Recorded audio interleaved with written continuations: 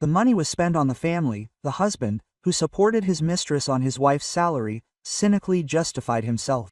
But when the judge announced the decision, he turned as pale as a sheet. Welcome to the channel Twists of Fate. Before we begin, write where you are watching us from. We are very interested in this. We wish you a pleasant listening to this fascinating story. Galina Ivanovna Kuznetsova adjusted her glasses and ran her eyes over the balance sheet for the last time. The numbers matched to the penny, as always. In 18 years of working as the chief accountant at the trading company Alftree, she never made a mistake for which she would have to blush in front of the tax office. Colleagues joked that she had a built-in calculator in her head, and director Igor Semenovich bragged to partners at every opportunity. For us, Galina Ivanovna is gold, not an accountant. Such personnel are not lying on the road.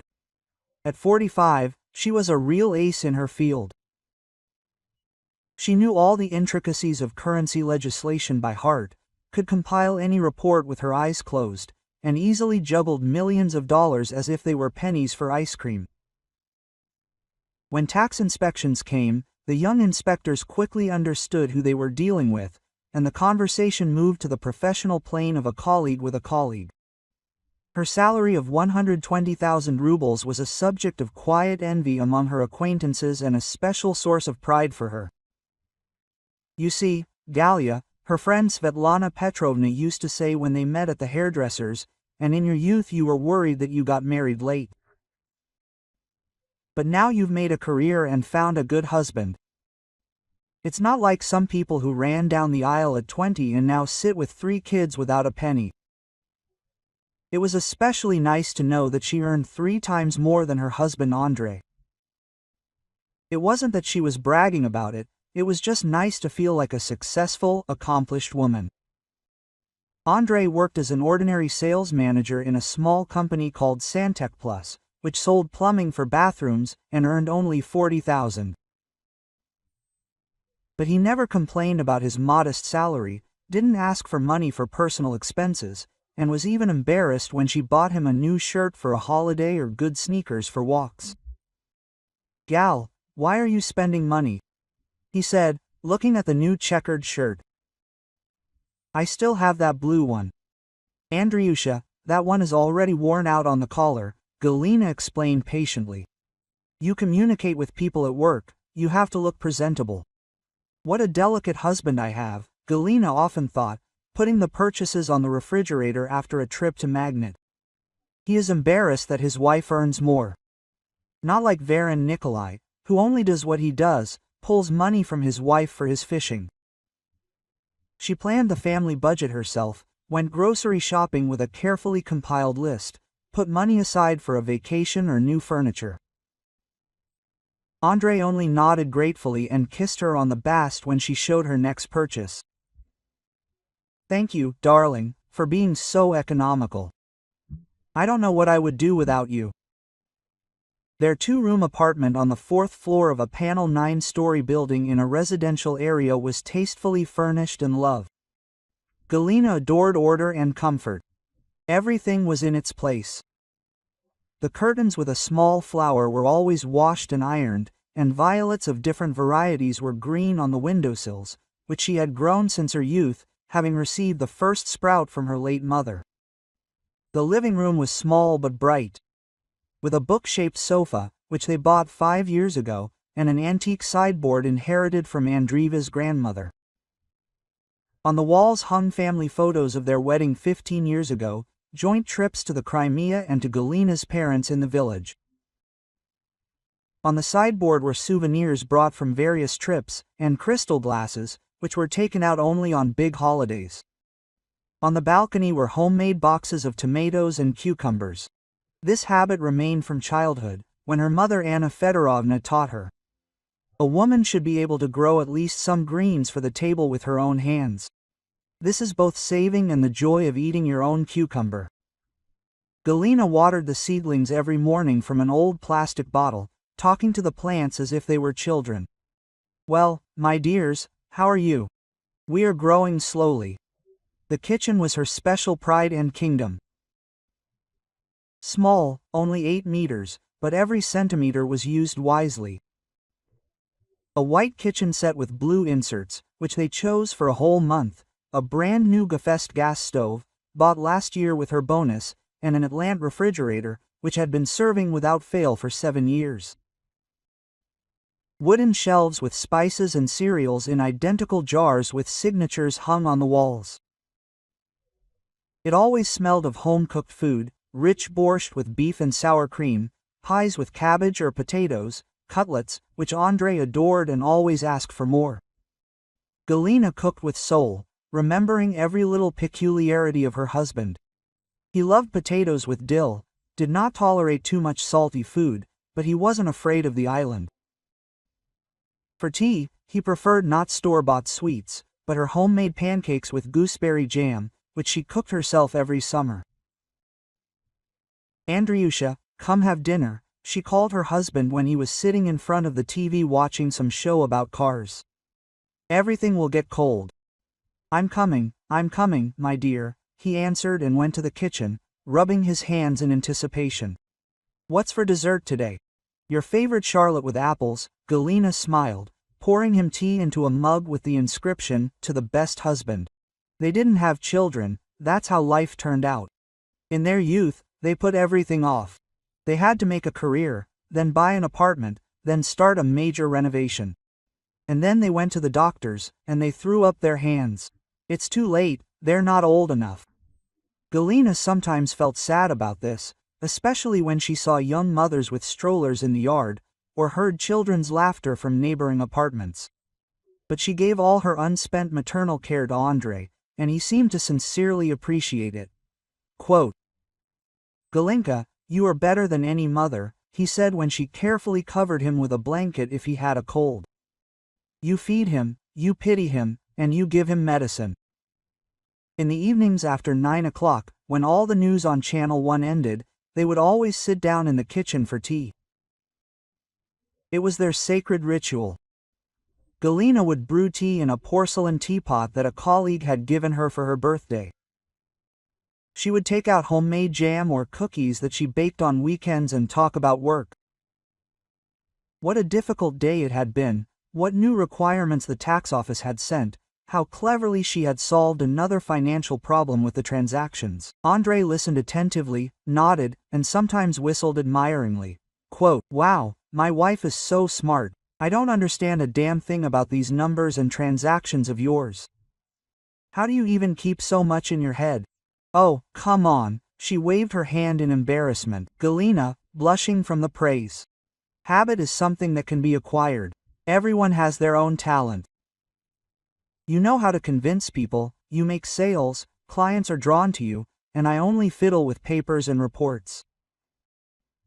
But how I fiddle, laughed Andre and hugged his wife by the shoulders with his strong arm. My golden accountant. Without people like you, the entire economy would grind to a halt. At such moments, Galina felt truly happy. And needed. She had a loving husband who valued her not only as a housewife, but also as a professional in her field. A stable, well-paid job, where she was respected by both colleagues and management. A cozy home, which is pleasant to return to after a hard day at work. What else is needed for complete female happiness at 45? On weekends, they always went to the central market. Together, this was also their tradition. Galina leisurely chose the freshest vegetables and fruits, bargained with the sellers, and Andre patiently carried heavy bags and joked with familiar traders. Here I brought my wife for groceries, she knows a lot about quality. Then they would always stop by the Ujut Cafe next to the market to drink coffee and cakes, walk around the Central Park, and look into stores to see the latest products. Simple joys, but they warmed the soul more than any expensive entertainment. It was especially nice when acquaintances said, "What a friendly family you have. It's immediately obvious that you truly love each other." You rarely see that these days. And it was the pure truth. Galina sincerely loved Andre, this charming man with kind brown eyes, an easy character and the ability to find positive in any situation. He knew how to cheer her up after the hardest day at work. He knew how to make her favorite coffee with cinnamon and sugar. He never forgot important dates, birthdays, wedding anniversary on March 8th. There were no loud scandals and mutual reproaches in their family, only understanding, support and real family warmth. Over the past 5 years, small changes began to appear in their measured family life, which at first seemed completely natural to Galina. Andrei began to stay late at work more often. If before he came home exactly at 7 o'clock, like clockwork, now he could show up at 8 or 9 o'clock in the evening. Quote, "Sorry, darling," he said, kissing Galina on the cheek and sitting down at the table, where a warmed-up dinner was waiting for him. A new boss, Sergei Viktorovich, came to the department. You know how it happens. A new broom sweeps in a new way, makes everyone redo reports, demands detailed sales plans. And at my age, I can't afford to lose my job. Of course, Andriusha, Galina nodded understandingly, warming up his borscht. At 47, it's not so easy to find a new job. You need to hold on to your job, especially since there are layoffs everywhere now. And indeed, the TV was constantly talking about the crisis, the rise in unemployment. Galina saw how her middle-aged male acquaintances sat without work for months, and then agreed to a much lower salary. Therefore, Andrei's overtime seemed quite understandable and even commendable to her. On weekends, too, they began to call him to work. Either it was necessary to dismantle the warehouse after a delivery, or to meet with large clients, or to conduct an inventory of goods. Andrei, he apologized, kissed his wife and left for a few hours. And sometimes for the whole day. "Gal, you see, Saturday is when private clients are free," he explained, putting on his favorite jacket. "They work all week, and on the weekend they choose plumbing for repairs. If I don't go, the deal might fall through, and the boss won't forgive that." Quote, "Yes, I understand, Andriusha," Galina answered, clearing the table after breakfast. "There is work, there is work. The main thing is that you have a stable place and a good team." True, sometimes she felt a little sad. Previously, they spent weekends together, went to the market, walked in the park, went to his parents in the neighboring city, or just sat at home, watching movies. Now Galina was often left alone, doing housework or reading books. But she tried not to complain. She understood that a man should earn money, especially at their age. Quote, "But what a responsible husband I have," she told her friend Svetlana when they met at the clinic in line to see a therapist. "Other men his age had already relaxed, but mine still works and tries. He's even ready to go on weekends if necessary." "Well, not like my Nikolai," Svetlana sighed. "He only lies on the couch and watches TV, and he would never agree to work overtime." And then one ordinary Saturday something happened that turned Galina's entire familiar world upside down. She went to the central market to buy groceries for the week. It was her tradition to buy everything she needed on the weekends so that after work she wouldn't have to waste time going to the shops. At the meat stalls, choosing beef for Sunday borscht, she ran into Andrei's colleague's wife, Svetlana Alekyevna. They had known each other for several years, sometimes meeting at corporate events organized by the Santec Plus company. Quote, "Oh, Galina Ivanovna," Svetlana Alexeyevna rejoiced, coming closer with full bags. "What a meeting! And I didn't see you at work yesterday. I kept wondering where our best manager's wife was. I don't work for you, after all," Galina smiled, not understanding what he was talking about. "I'm the chief accountant at a trading company." "No, I mean the corporate party," Svetlana Alexeyevna clarified, adjusting her bag on her shoulder. "Yesterday, we celebrated the birthday of Sergei Viktorovich, our new head of the sales department, in our office. All the employees came with their wives. The table was set right in the conference room. And why didn't your Andrei Petrovich come? We were all waiting, thinking maybe he got sick or something happened." Galina felt the ground slipping out from under her feet. Her heart started beating so hard that it seemed like everyone around her could hear it. Andrei left yesterday for what was supposed to be an important meeting with major clients and only returned at 11 p.m., tired and hungry. "No, "What are you saying?" As calmly as possible, she answered, trying not to show her excitement. He was at a business dinner with partners. A very important deal was being decided. "Oh, that's it," Svetlana Alexievna nodded. "Well, yes, business comes first. Too bad, it was such a nice evening. Everyone was having fun. Say hello to him from us." "I'll definitely say hello," Galina promised and hurried to end the conversation. "I still have business to run. Goodbye." She made the rest of her purchases as if in a fog. Her hands were shaking when she paid the sellers. One thought was spinning in her head. Where was Andrei if not at work? Maybe she misunderstood something. Maybe Svetlana Alexievna mixed up the dates. At home, Galina was restless. She would put food in the refrigerator and immediately forget what she had put where. She would start preparing dinner and give up halfway through. All the usual household chores seemed meaningless when her head was swarming with anxious thoughts. Quote, "Maybe I'm panicking for nothing?" she thought, sitting in the kitchen with a cup of cold tea. You never know, he could have gone to see clients after work. Or the corporate event was rescheduled for another day, or Svetlana Alexievna messed something up, but a worm of doubt had already settled in her soul and started gnawing from the inside. She recalled the last few months, how often Andrei had started staying late, how his behavior at home had changed. Previously, he always talked about work in detail, who said what clients came, what problems arose, but lately he had been answering in general terms.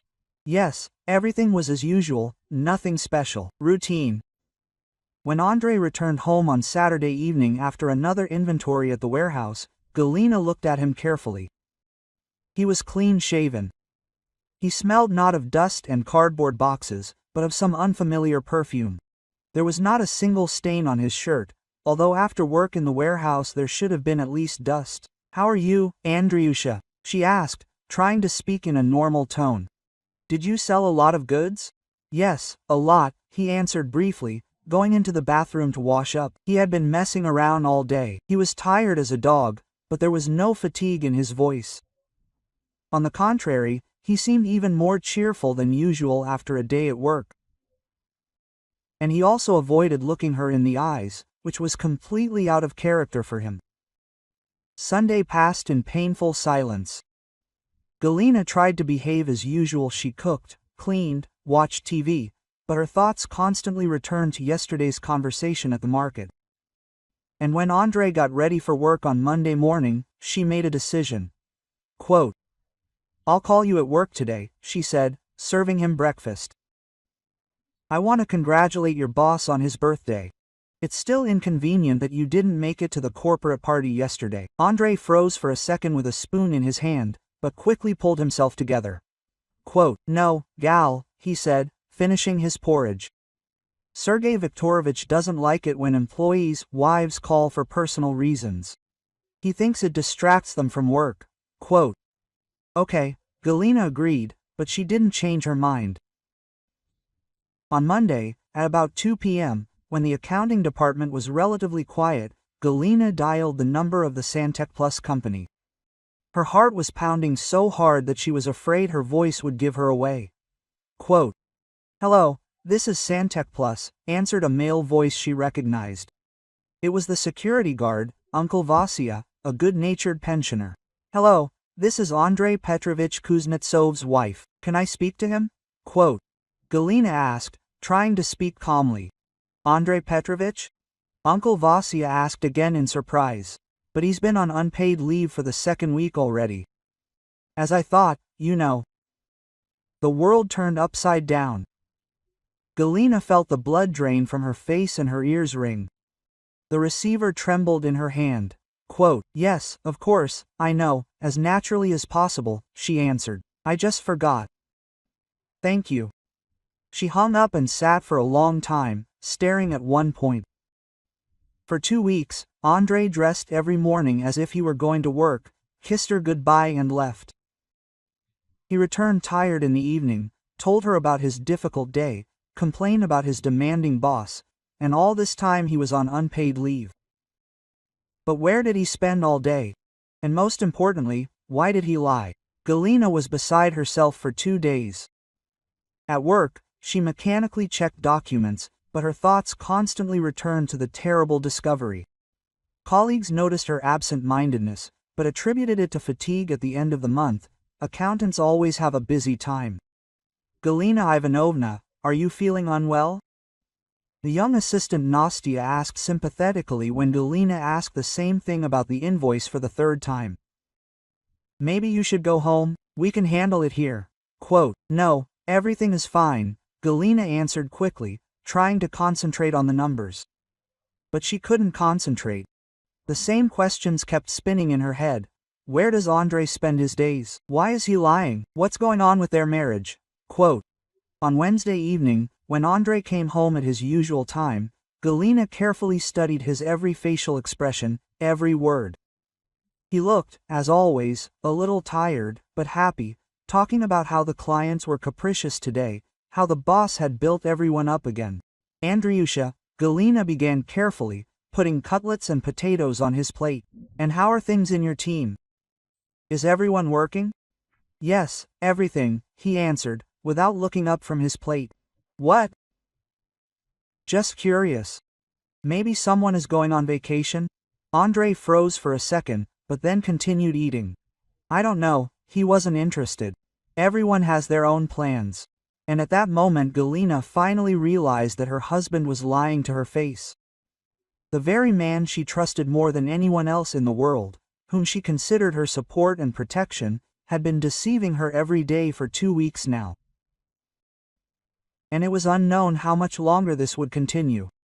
On Thursday evening, she made a decision. She needed to find out the truth, no matter what the cost. And then the thought of Vera Nikolaevna Smirnova, a neighbor from the apartment across the street, came to mind. Vera Nikolaevna worked in the police for 25 years, rose to the rank of lieutenant colonel, and after retiring, she was engaged in private investigations. Mostly she helped women check up on unfaithful husbands or look for debtors for small firms. "Verochka," Galina addressed her on Friday morning, meeting her in the entrance. "Can I talk to you? About personal business?"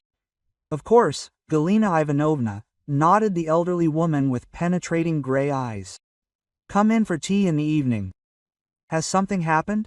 "Oh, I need to check something," Galina answered evasively. "I'll tell you when we meet." In the evening, when Andrei went to see a friend, supposedly to watch football, Galina knocked on Vera Nikolaevna's door. Her apartment was furnished simply, but tastefully. On the walls hung photographs from the police service and certificates for conscientious work. "Tell me what's bothering you," Vera Nikolaevna said, pouring strong tea into cups. Galina couldn't get started for a long time, then it all spilled out at once. The meeting at the market, the call to the office, and her husband's strange behavior. Vera Nikolaevna listened in silence, nodding occasionally. "I see," she finally said. "The situation is really suspicious. Men rarely take unpaid leave without a good reason, especially in your family situation. Do you want me to keep an eye on him?" "Yes, please," Galina nodded, feeling her heart squeeze with a premonition of trouble. "I need to know the truth, whatever it may be." On Saturday morning, Andrei, as usual, said that he was going to work to finish the inventory. Galina walked him to the door, kissed him goodbye and immediately called Vera Nikolaevna. "He's left," she said briefly. "I'm ready now," the neighbor answered. "I'm waiting at the entrance." The day dragged on endlessly. Galina tried to do housework, but her hands were shaking and her thoughts were confused. She washed, cleaned, cooked dinner, which no one would eat anyway, and kept looking at the clock. At 7 p.m., Vera Nikolaevna Galina Ivanovna called. "We need to meet." "Better not on the phone." "Bad news?" Galina asked, although she already understood everything from her neighbor's voice. "Come in half an hour, I'll tell you everything." Vera Nikolaevna met her with a serious face and immediately got down to business. Your Andrei Petrovich did not go in the direction of his office, but to another area. He stopped at a 9-story building on Svetochnaya Street, Building 15. He went up to the 4th floor, apartment 47. There he was met by a young woman of about 30 with a child. A boy of about 5 or 6. Judging by the way the child rushed to him, they knew each other well. Galina covered her face with her hands. The worst suspicions were confirmed. That's not all, Vera Nikolaevna continued. I talked to the neighbors under the guise of a social worker. This woman, Oksana Mikhailovna Petrova, has been living there for 3 years. Officially divorced, but the neighbors say that a man, whom the boy calls daddy, regularly comes to visit her. She rents an apartment, but judging by the situation that I saw through the window, they live well. And what?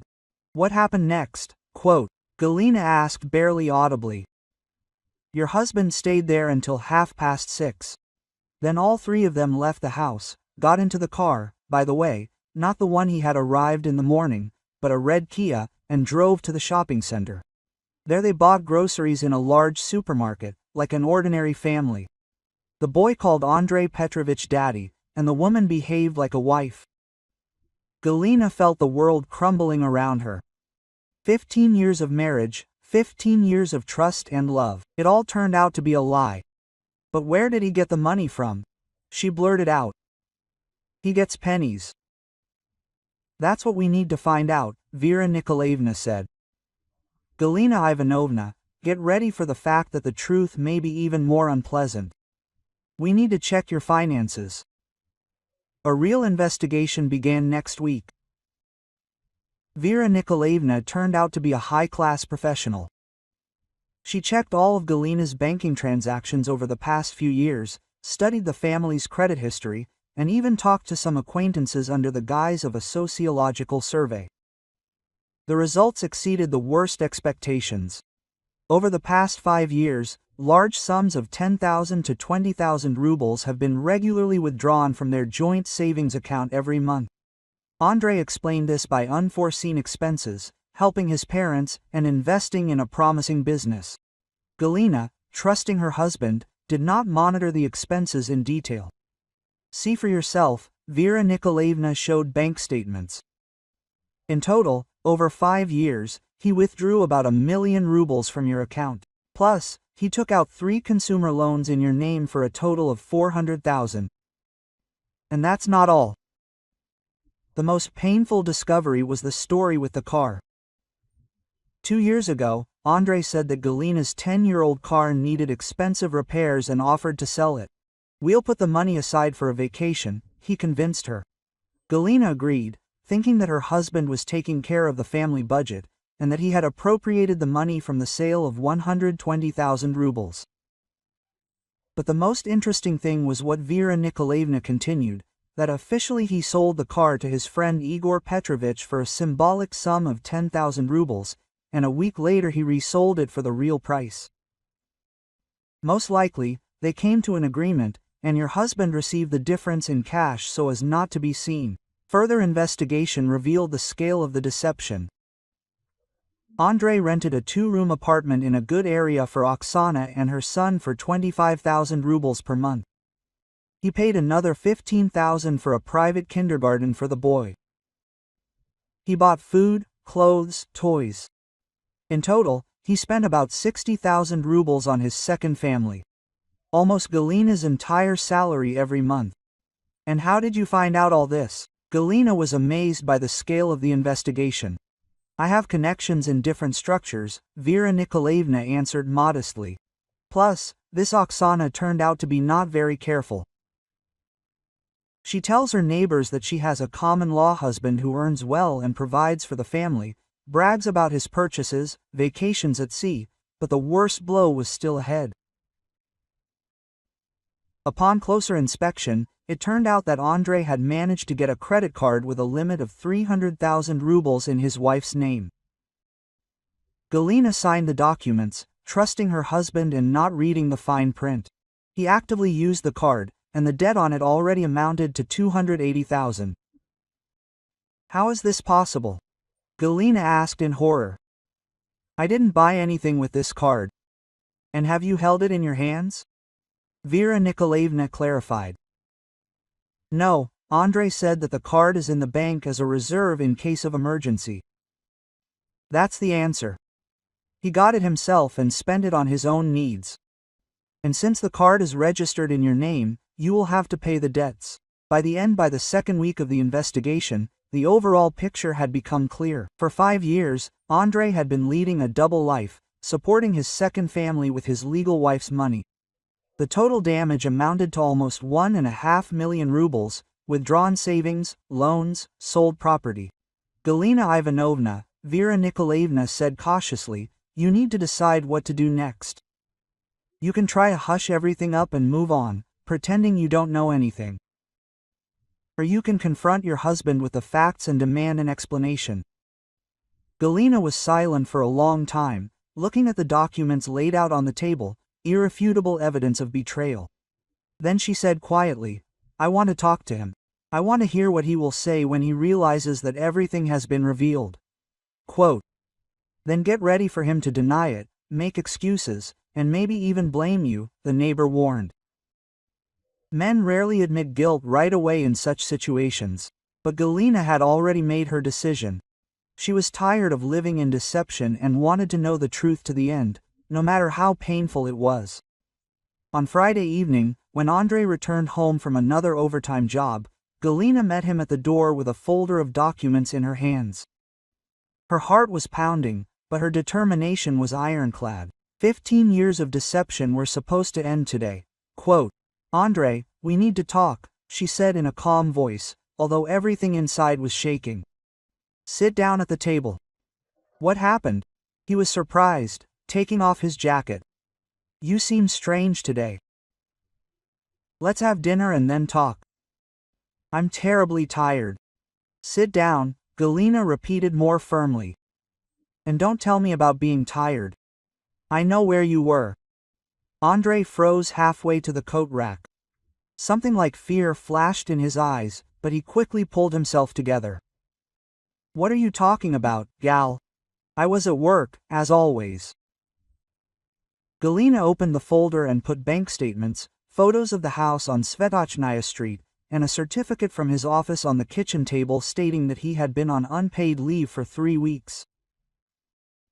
"It says here that over the past 5 years, more than 1 million rubles have been withdrawn from our joint account," she began, pointing to the documents.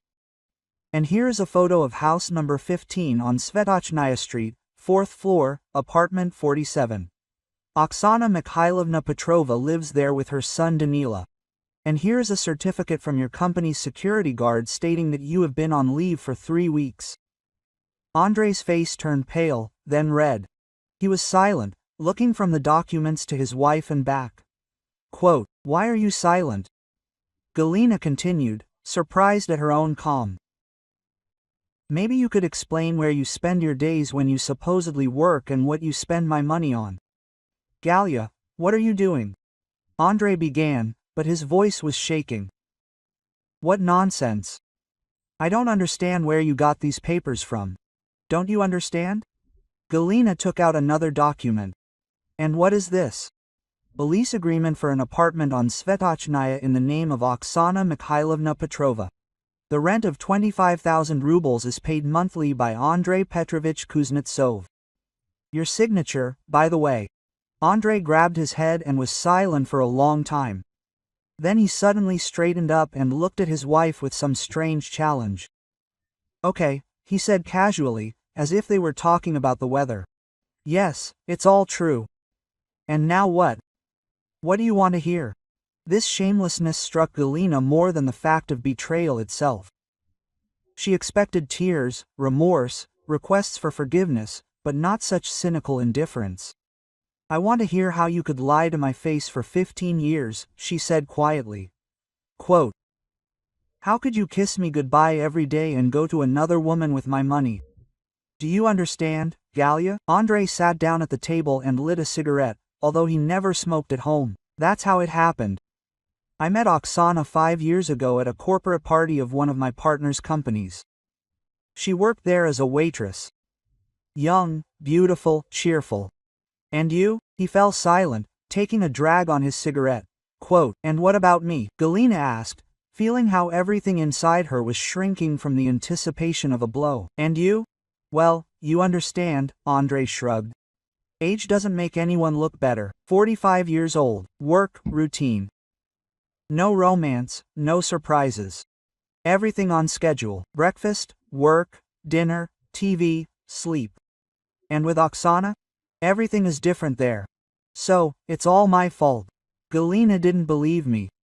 It's my fault that you're robbing and deceiving me. No, it's not my fault. Andrei waved his hand. It's just life. Oksana got pregnant, gave birth to a son. Danielka is a good boy, smart. He calls me dad. But you and I don't have children and we won't have any. 15 years of marriage, you bastard.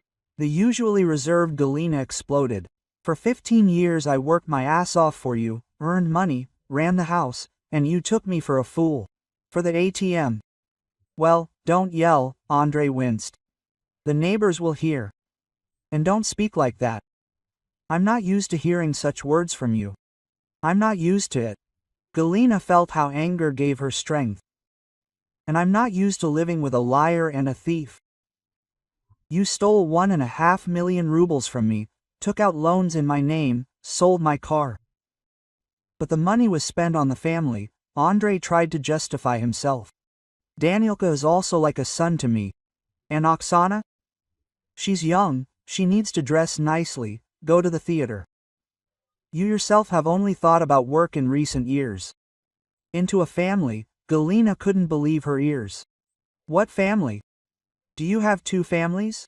Well, basically, yes, Andrei nodded with some kind of challenge in his voice. And you know what, Galia? It's more interesting for me with Oksana. She understands me, she appreciates me, and you are busy working all the time, with your numbers. With the numbers that you were fed, Galina screamed, not recognizing herself. You supported your darling with my numbers. What was I supposed to do? Andrei snapped. You can't make much on my salary. And you always had enough money. You didn't even notice how much I spent. You didn't notice because you trusted me. Because you thought my husband was decent. Andrei put out his cigarette and got up from the table. Listen, Gal, let's not make a scene.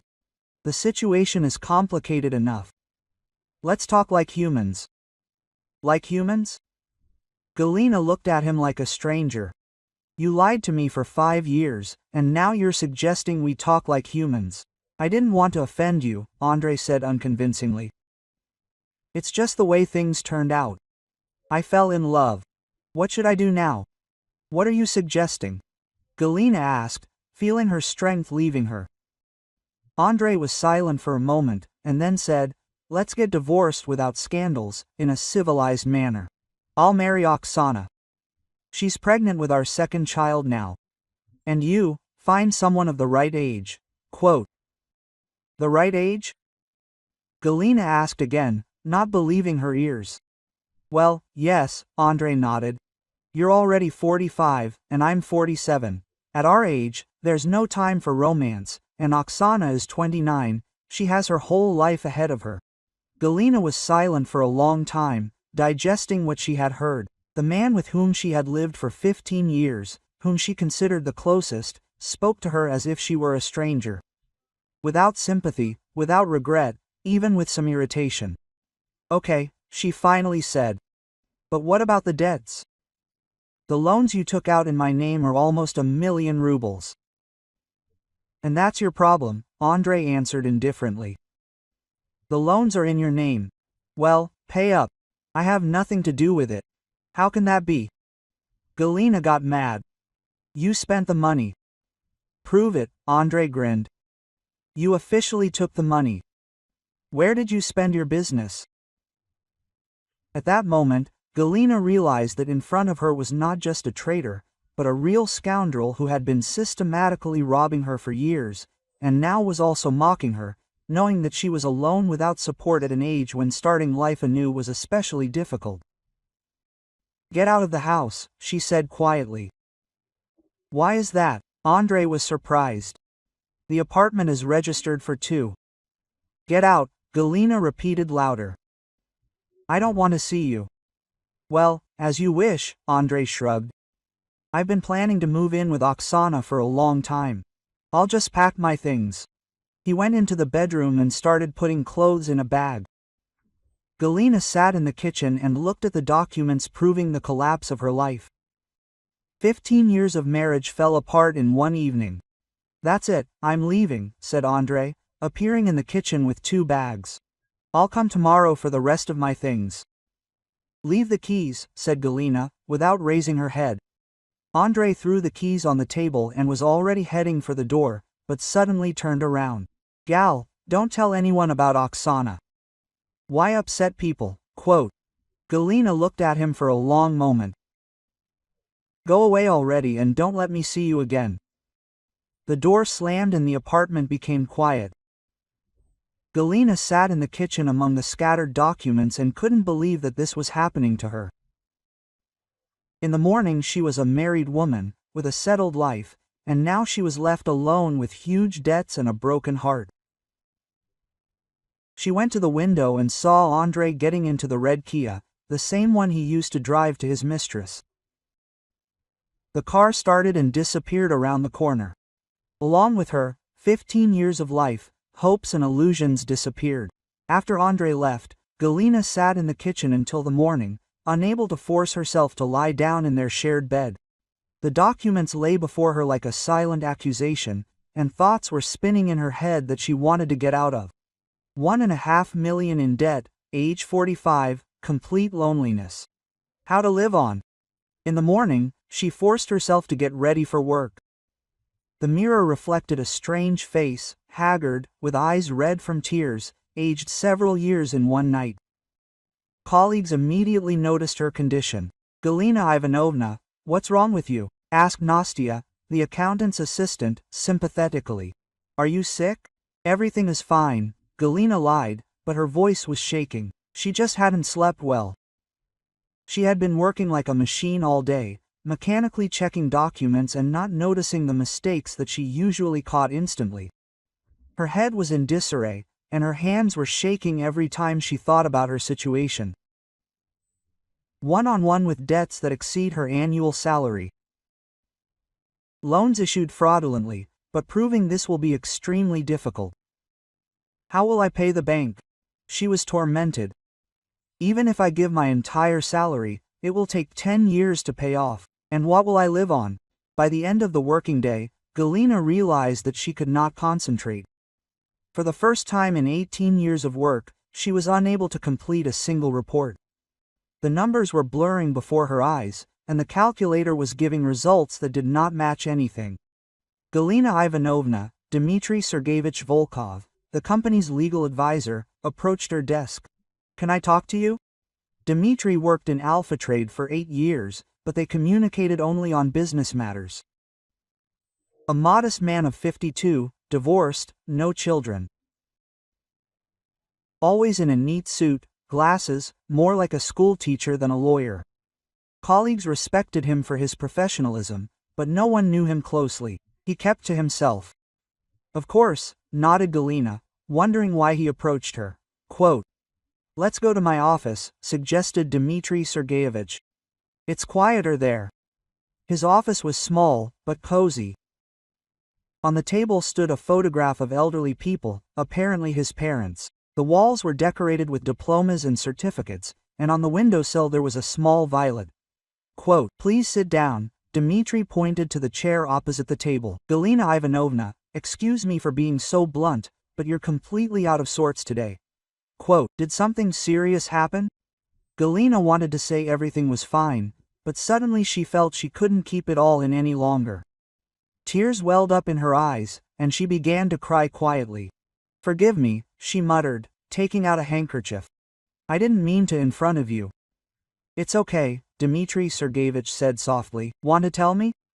Sometimes it helps to talk it out. Quote, and Galina told him everything about her husband's deception, about her second family, about the stolen money and loans. Dmitry Sergeyevich listened in silence, nodding occasionally, and his face gradually became gloomier.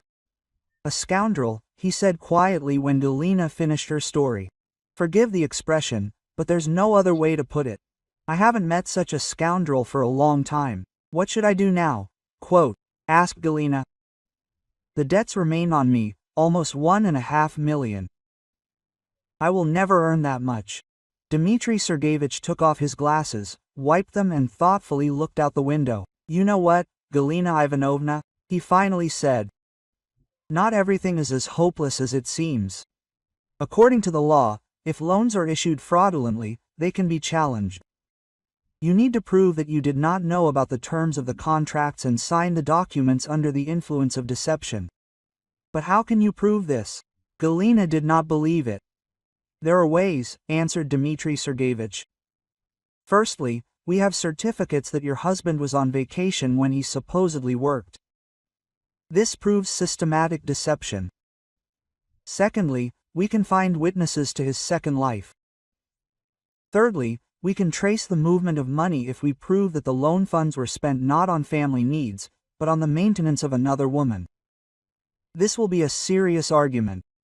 Do you really think there is a chance? Galina asked hopefully. I think so, Dmitry Sergeyevich answered firmly. Moreover, I am ready to help you. For free. But why? Quote. Galina was surprised. We don't really know each other. Dmitry Sergeyevich was silent for a moment, and then quietly said, Galina Ivanovna, I have been working in the same company with you for 8 years, and for 8 years I have been observing what a decent, honest, hard-working woman you are, how you treat your work, people, and I have seen how your husband treats you. How? Galina didn't understand. At corporate parties, when you came together, he would constantly make fun of you, your age, the fact that you worked a lot, your habits, and you would only get embarrassed and apologize. I never liked it. Galina remembered the company's New Year's parties, when Andrei really liked to joke about her accounting meticulousness or homebody. Then it seemed to her that these were cute family jokes. Now she understood that it was humiliation. Quote, I always believed that you deserved better treatment, Dmitry Sergeyevich continued. And now that I found out what he did behind your back. Galina Ivanovna, I can't leave you alone in such a situation. Thank you, Galina whispered, feeling her soul become a little lighter. I don't know how to thank you. It's too early to thank you, Dmitry Sergeyevich smiled. There's a lot of work to do, but I'm sure we can handle it. I have connections in banks, familiar investigators. We will prove that your husband is a fraudster. Next week, Dmitry Sergeyevich really took the case seriously. He met with bank employees, studied loan agreements, collected certificates. It turned out that when applying for one of the loans, Andrei made a certificate of Galina's income, inflating the amount by 2 times. Now that's serious, said Dmitry Sergeyevich, studying the documents. Forging certificates is a criminal offense. Now we have a trump card. He also dug up that Andrei was hiding part of his income. It turned out that he worked as a taxi driver on weekends in a rented car, and also sublet a garage that he inherited from his father, but never talked about it. So he had money, thought Dmitry Sergeyevich. He simply preferred to spend yours. Quote, typical parasite behavior. Every day after work they met in his office or in a small cafe next to the office, discussing the strategy of the case. Gradually, Galina began to notice that these meetings became bright moments for her in a series of gray days. Dmitry Sergeyevich was completely different from Andrei. Quiet, thoughtful, he knew how to listen without interrupting, did not try to give advice about her appearance or behavior. On the contrary, Galina Ivanovna often said, "You are a very strong woman. Not everyone could have withstood such a blow with such dignity." Quote, strong, Galina was surprised. But I'm a complete wreck. I cry every day, I can't work properly.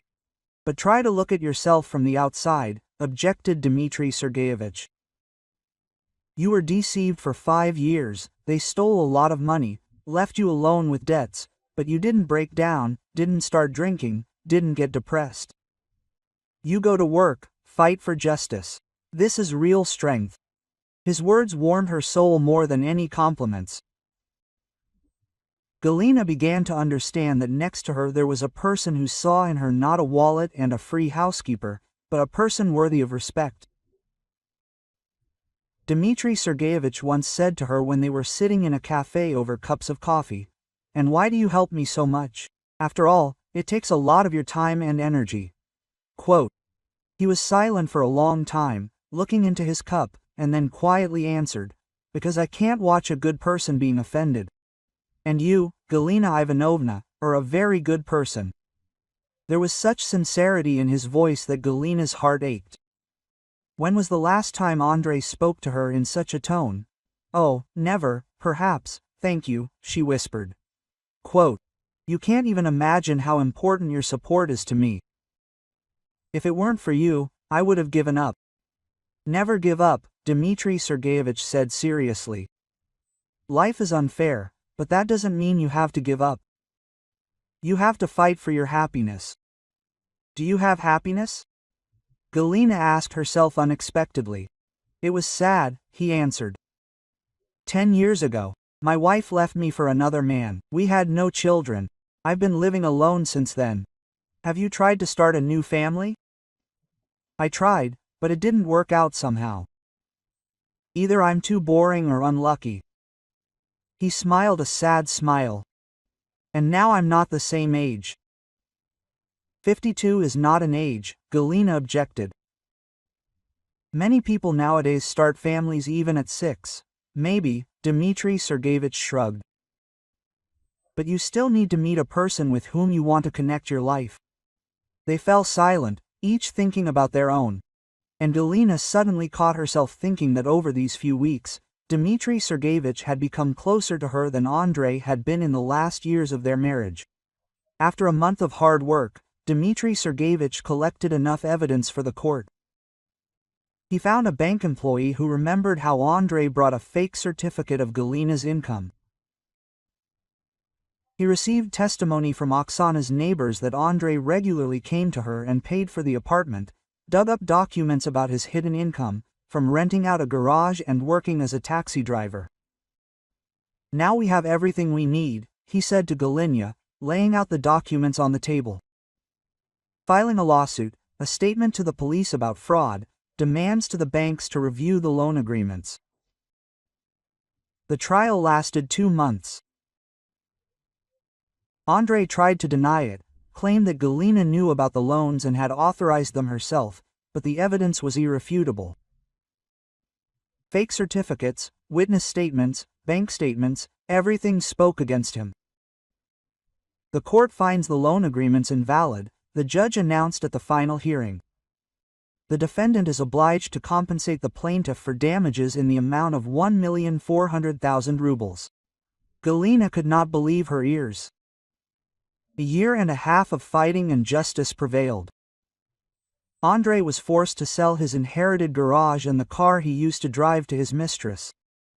After the decision was announced, he and Dmitry Sergeyevich left the courthouse. It was beautiful spring weather outside. The sun was shining brightly, and for the first time in a long time, Galina felt free. "Dmitry Sergeyevich," she said, stopping at the entrance to the court. "How can I thank you? You saved my life." Quote. Galina Ivanovna, he took off his glasses, wiped them and looked at her seriously. "And you are marrying me?" Galina froze. She had not expected such a proposal at all, although she had felt something happening between them for the past few months. "What?" she asked again. "I am serious," Dmitry Sergeyevich said firmly. "I have loved you silently for 10 years. I was waiting for you to understand that it was not a man who lived next to you, but a parasite. I watched him humiliate you, how he took advantage of your kindness, and I could do nothing." Quote. 10 years. Galina did not believe it. 10 years from the first day he came to work for the company. "You showed me tax documents then, explained some details. I thought, here she is, the woman of my dreams, smart, beautiful, kind. But you were married, and I kept quiet." Quote. Galina looked at this quiet, reliable man and suddenly realized, this is the real thing. Ugly words and empty promises, but real deeds. Not a spectacular appearance and ostentatious romance, but loyalty and reliability. Not a passion for a few months, but love for life. What if I disappoint you? She asked uncertainly. I'm already 46. I'm not as young and beautiful as I used to be. Galina Ivanovna, Dmitry Sergeyevich said softly, taking her hands. For me, you are the most beautiful woman in the world. And it doesn't matter how old you are. What matters is that you have a kind heart and a bright soul. They stood on the steps of the court, and people scurried around with their problems and worries. But for Galina at that moment there was only this modest man in glasses, who had loved her from afar for 10 years and was now offering to share his life. Yes, she said quietly. Yes, Dmitry Sergeyevich, I will marry you. He smiled for the first time in all the months of their acquaintance. She saw him truly happy. He gently hugged her and kissed her on the cheek. Thank you, he whispered. You made me the happiest person in the world. You saved me, Galina replied. You showed me what real male support is. I didn't know it could be like that. Now you know, Dmitry Sergeyevich promised, we have our whole lives ahead of us. They walked down the street, holding hands, like young lovers. And one thought was spinning in Galina's head. Lord, how blind I was all these years. True happiness was so close, but I didn't see it. The wedding was held at the beginning of autumn, modestly and warmly. Only the closest colleagues Vera Nikolaevna and Dmitry's parents came to the legislative assembly. Galina put on a simple blue dress and for the first time in years felt truly beautiful. I look 10 years younger, Vera Nikolaevna whispered. During the ceremony, Galina moved into Dmitry's 3-room apartment in a good area. It was light and spacious here, with a balcony overlooking the park. Now she grew not only tomatoes and cucumbers there, but also roses. Dmitry adored them. Andrei called during the first months, complaining about the difficulties with 2 children, asking to understand the situation. But after Dmitry picked up the phone and politely asked to contact her through a lawyer, the calls stopped. Their evenings were completely different than before. Over tea in the kitchen, they discussed books, planned trips, shared thoughts. Dmitry was interested in her work, told her about his affairs. They laughed at the same jokes. With the money they had saved up, the money that used to go to Andrei's second family, they traveled a lot around Europe. Dmitry was a wonderful companion, attentive, caring, with a great sense of humor. At 47, I feel like I'm on my honeymoon, Galina told her friend Svetlana. Every day is like a gift. On Saturdays, Dmitry cooked breakfast. On Sundays, they baked pies together. Household chores became a joy when you share them with your loved one. A year later, they met Andrei by chance in a shopping center. He looked tired, pushing a stroller with a baby. 6-year-old Daniil was walking next to him. Oksana was angrily scolding him for something. Hello, Gal, he greeted hesitantly, clearly amazed at how good she looked. Hello, Andrei, Galina answered calmly, taking her husband by the arm. After a short conversation, they parted. Don't you regret the lost years? Dmitry asked. You know, if it weren't for those 15 years, I wouldn't be able to appreciate what I have now, Galina replied. Sometimes you have to go through bad things to understand what good things are. In the evenings, they sat on the balcony among the blooming roses, and Galina thought about how late she had understood a simple truth. Happiness is when there is a person next to you who appreciates and loves you for who you are. Don't you regret marrying an older woman? She asked once. Galia, I only regret one thing, that I didn't confess my feelings 10 years ago. Dmitry laughed. We wasted so much time. We didn't. Everything happens in its own time. But now we know the price of real happiness. And it was true. At 48, Galina finally understood the difference between being used as an ATM and being truly loved. Thank you for listening to the story. The channel Twists of Fate was with you. Sorry for the mistakes. Write in the comments what you think. If you liked it, subscribe to the channel.